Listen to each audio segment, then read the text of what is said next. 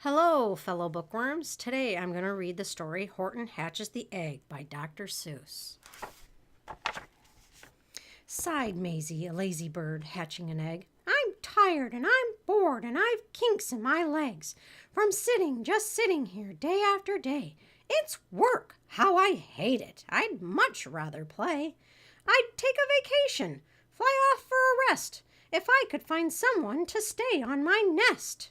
If I could find someone, I'd fly away free. Then Horton the elephant passed by her tree. Hello, called the lazy bird, smiling her best. You've nothing to do, and I do need a rest. Would you like to sit on the egg in my nest?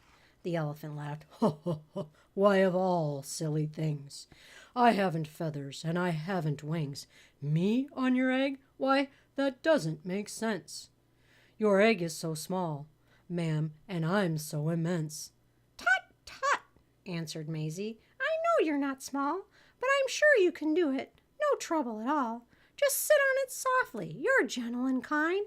Come, be a good fellow. I know you won't mind. I can't, said the elephant. Please, begged the bird. I won't be gone long, sir. I give you my word. I'll hurry right back. Why, I'll never be missed.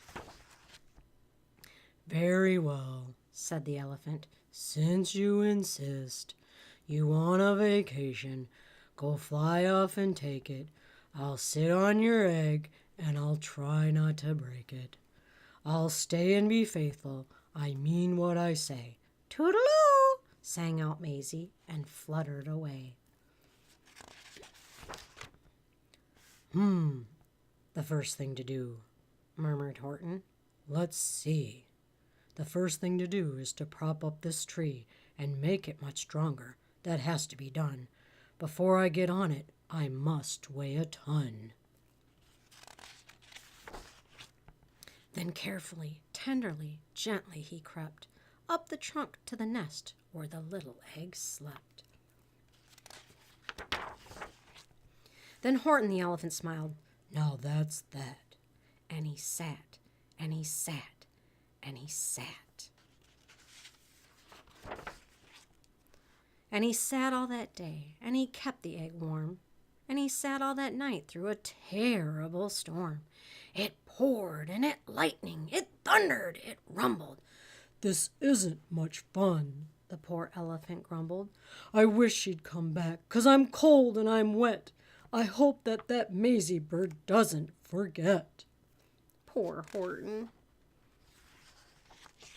But Maisie by this time was far beyond reach, enjoying the sunshine way off in Palm Beach, and having such fun, such a wonderful rest, decided she'd never go back to her nest. Boy, she's not a very nice bird. So Horton kept sitting there day after day, and soon it was autumn. The leaves blew away, and then came the winter, the snow and the sleet, and icicles hung from his trunk and his feet. But Horton kept sitting and said with a sneeze, I'll stay on this egg and I won't let it freeze. I meant what I said and I said what I meant. An elephant's faithful 100%. Poor Horton, he looked so sad and cold on that tree all by himself. So poor Horton sat there the whole winter through. And then came the springtime with troubles anew. His friends gathered round and they shouted with glee, Look, Horton the elephant's up in a tree. They taunted, they teased him, they yelled, How absurd! Old Horton the elephant thinks he's a bird. They laughed and they laughed, then they all ran away. And Horton was lonely, he wanted to play. But he sat on the egg and he continued to say, I meant what I said, and I said what I meant. An elephant's faithful 100%. No matter what happens, this egg must be tended. But poor Horton's troubles were far, far from ended. For while Horton sat there, so faithful, so kind, 3 hunters came sneaking up softly behind. Oh no, Horton, He heard the men's footsteps. He turned with a start. 3 rifles were aiming right straight at his heart. Oh, no. Did he run? He did not. Horton stayed on that nest. He held his head high, and he threw out his chest, and he looked at the hunters as much as to say, "Shoot if you must, but I won't run away. I meant what I said, and I said what I meant. An elephant's faithful, 100%. But the men didn't shoot. Much to Horton's surprise, they dropped their 3 guns, and they stared with wide eyes. "Look!" they all shouted. "Can such a thing be? An elephant sitting on top of a tree! It's strange. It's amazing. It's wonderful. New. Don't shoot him. We'll catch him. That's just what we'll do. Let's take him alive. Why, he's terribly funny. We'll sell him back home to a circus for money." Well, that doesn't sound very nice for poor Horton or the egg. And the first thing he knew, they had built a big wagon with ropes on the front for the pullers to drag on. They dug up his tree and they put it inside, with Horton so sad that he practically cried. "We're off," the men shouted, and off they all went, with Horton unhappy 100%. Up out of the jungle, up into the sky, up over the mountains 10,000 feet high. Then down, down the mountains, and down to the sea went the cart with the elephant, egg, nest, and tree. Then out of the wagon, and onto a ship, out over the ocean, and ooh, what a trip! Rolling and tossing and splashed with the spray, and Horton said day after day after day, "I meant what I said, and I said what I meant, but oh, I am seasick, 100%. Oh, poor Horton." After bobbing around for 2 weeks like a cork, they landed at last in the town of New York. They all ashore, the men shouted, and down with a lurch went Horton the elephant, still on his perch, tied onto a board that could just scarcely hold him.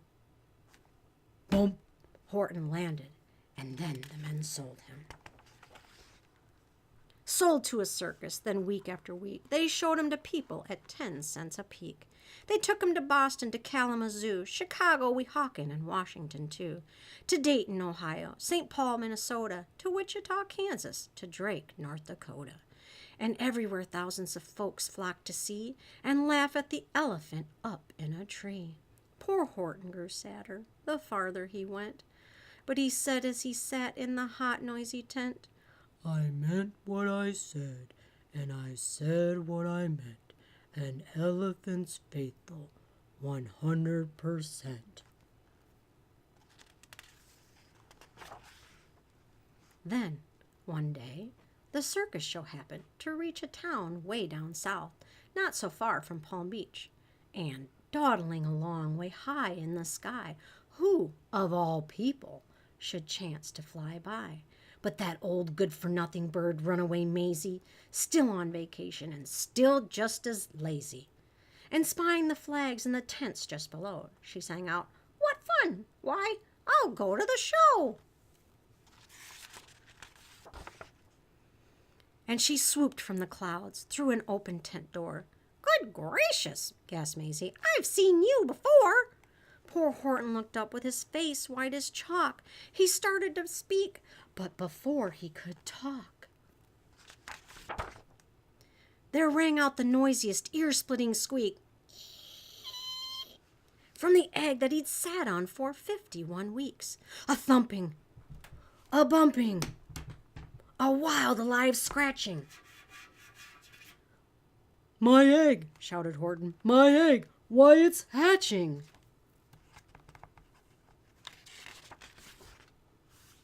"But it's mine!" screamed the bird when she heard the egg crack. The work was all done. Now she wanted it back. "It's my egg!" she sputtered. "You stole it from me! Get off my nest and get out of my tree!" Poor Horton backed down with a sad, heavy heart. She is not a nice bird. But at that very instant, the egg burst apart, and out of the pieces of red and white shell, from the egg that he'd sat on so long and so well, Horton the elephant saw something whiz. It had ears and a tail and a trunk just like his. Oh, wow, look at that. And the people came shouting, "What's all this about?" They looked and they stared with their eyes popping out. Then they cheered and they cheered and they cheered more and more. They'd never seen anything like it before. "My goodness, my gracious," they shouted. "My word, it's something brand new. It's an elephant bird." And it should be, and it should be, it should be like that. Because Horton was faithful. He sat and he sat.